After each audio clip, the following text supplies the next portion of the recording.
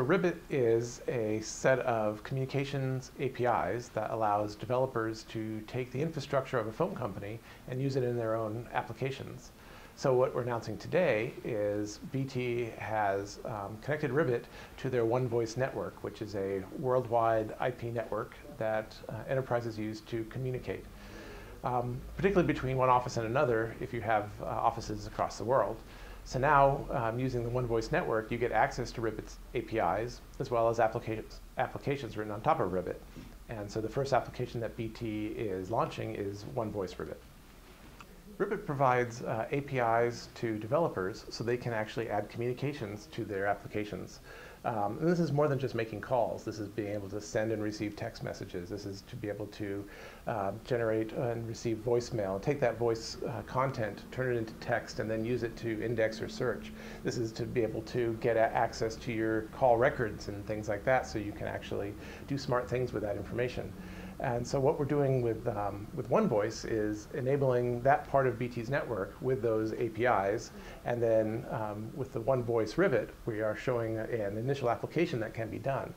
You're coming up, later this year, you'll probably see more and more of BT's network being exposed via Ribbit. So Ribbit's core technology has two key components. At the lowest level, there is the soft switch, which is a carrier class soft switch that enables us to connect to deep into a network of a telephone provider.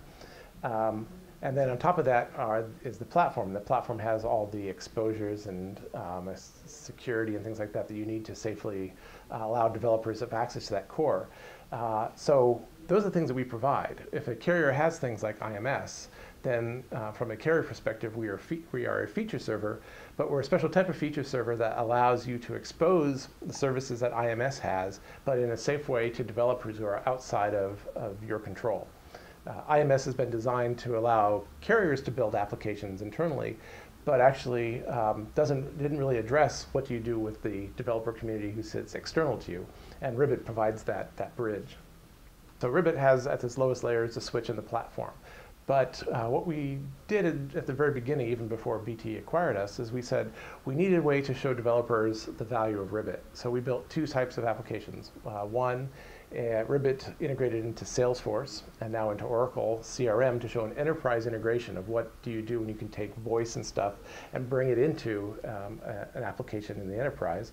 And then the other piece is Ribbit Mobile, which is an application akin to Google Voice, which is a consumer application that allows you to connect your computer and your mobile phone to do some very interesting communications technology things. So what we've done is take that application layer, and we actually use that also as a platform because, yes, we have these applications, but these are really to show developers what they can do. And so BT took some of those applications and made the BT One Voice Ribbit, taking portions of those that were appropriate to that network.